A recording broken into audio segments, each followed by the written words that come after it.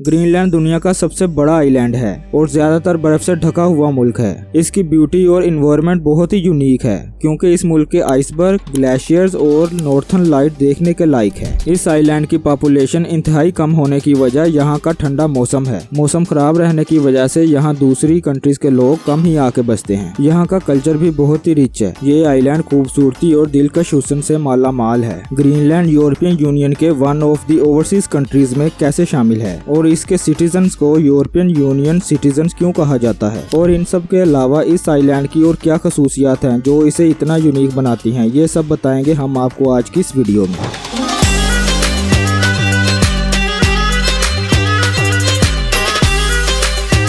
मैं हूं इज़न अब्बास और आपको हमारे चैनल क्राफ्ट एडिटर में वेलकम। अगर आप हमारे चैनल पर नए हैं तो हमारे चैनल को सब्सक्राइब जरूर करें ताकि आने वाली हर वीडियो का नोटिफिकेशन आपको बर वक्त मिलता रहे। दोस्तों, सबसे पहले एक नज़र ग्रीनलैंड की सदियों पुरानी हिस्ट्री पर। ग्रीनलैंड को नॉर्थ अमेरिका का हिस्सा माना जाता है। ये हजारों सालों से यूरोप, खास करके नॉर्वे और डेनमार्क के साथ सियासी तौर पर जुड़ा हुआ है, जो 986 में शुरू हुआ। इस आइलैंड पर कम से कम 45,000 सालों से सर्कमपोलर लोग रहे हैं, जिनके आबाओ अजदाद कनाडा से वहां शिफ्ट हुए हैं। नॉर्समैन ने 10th सेंचुरी में गैर आबाद जनूबी हिस्से को ग्रीनलैंड पर बसाना शुरू किया। ये लोग पहले आइसलैंड पर बसने वाले थे और 13 सदी में इन्यूइटन का अराइवल हुआ। नॉर्वे और नॉर्वेजियंस के लगातार तासीर के बावजूद ग्रीनलैंड 1261 तक नॉर्वे के ताज के नीचे ऑफिशियली तौर पर नहीं था। नॉर्स कॉलोनीज 15th सेंचुरी के आखिरी दौर में गायब हो गया। जब नॉर्वे पर स्याह मौत ने असर किया तो एक सीरियस पैटर्न में चला गया। 17th सेंचुरी के आगाज में दोनों नॉर्वेजियंस एक्सप्लोरर फिर से ग्रीनलैंड तक पहुंचे। डेनमार्क और नॉर्वे जब 1840 में अलग हुए तो ग्रीनलैंड को डेनिश क्राउन में ट्रांसफर किया गया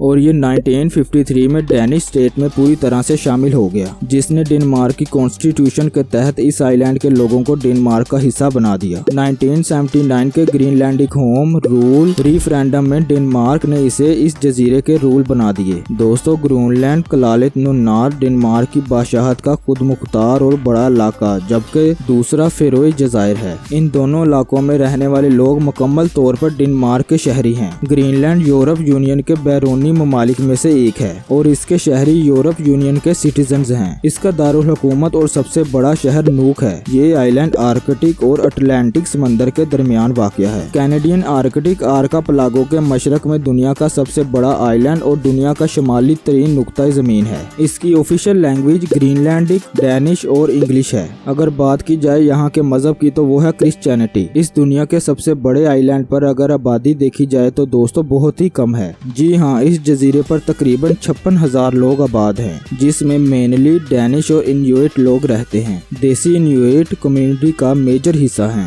और इनका ट्रेडिशनल लाइफस्टाइल हंटिंग, फिशिंग और हैंडीक्राफ्ट अब भी अहम है। इस आइलैंड का कल्चर बहुत ही यूनिक है। यहाँ का ट्रेडिशनल इन्यूइट म्यूजिक, डांस, आर्ट और क्लोथिंग अब भी प्रेवलेंट है। इसके अलावा डॉग स्लाइडिंग, कयाकिंग और हंटिंग भी ट्रेडिशनल एक्टिविटीज हैं जो लोग एंजॉय करते हैं। यहाँ लोग मेनली लोकल कंट्रीज में रहते हैं और पूरा आइलैंड दुनिया से अलग और इसकी बस्तियाँ अलग थलग जगहों पर बिखरी हुई हैं। दुनिया से अलग और मौसम की इंतहाई खराबी की वजह से न सिर्फ ट्रैवल बल्कि कम्युनिकेशन भी मुश्किल है। इसीलिए इस मुल्क की पॉपुलेशन डेंसिटी काफी लो है। लोग मोस्टली अपने रवायती लाइफस्टाइल को फॉलो करते और लोकल रिसोर्स को सही इस्तेमाल करते हैं। यहाँ का मौसम बहुत सेंसिटिव और खास करके सर्दियों में इंतहाई खराब होता है। वहाँ के मौसम में लंबी सर्दी और टेम्परेचर फ्रीजिंग पॉइंट से भी नीचे चला जाता है। गर्मियों में वहाँ का टेम्परेचर आमतौर पर कूल और ठंडा रहता है। अलग और टफ वेदर कंडीशन की वजह से ग्रीनलैंड में अनप्रिडिक्टेबल वेदर हो सकता है। बारिश बहुत ज्यादा होती है जिससे ग्रीनलैंड एक पुरजोश बर्फ के लिए विंटरलैंड बन जाता है। यहाँ के लोग ज्यादातर न सिर्फ लोकल स्टोर्स, मार्केट्स और सुपर मार्केट से अपने खाने पीने का इंतजाम करते और local produce, sea food, wild game और इम्पोर्टेंट आइटम का भी इस्तेमाल करते हैं। इस आइलैंड पर कुछ खास रवायती फेस्टिवल्स भी होते हैं जैसा कि एलोटुनेक, उजारक और कीवियक। अगर बात की जाए इनके लिबास की तो काफी मुनफरिद होता है। जहाँ एक पॉपुलर आउटफिट कलाली सेट जिसे लोकल लोग पहनते हैं। इन्यूइट खवातीन अक्सर अमाउ टैन पहनती हैं जो बच्चों और माओं के लिए डिजाइन किया गया है। मर्द रवायती पार्क और पैंट पहनते जो इन्हें सख्त मौसमी हालात में गर्मी और तहफ़्फ़ुज़ फराहम करते हैं। ग्रीनलैंड का एरिया 2.16 मिलियन स्क्वायर किलोमीटर है, जिसमें से एक बड़ा हिस्सा यानी 83.1% पानी है।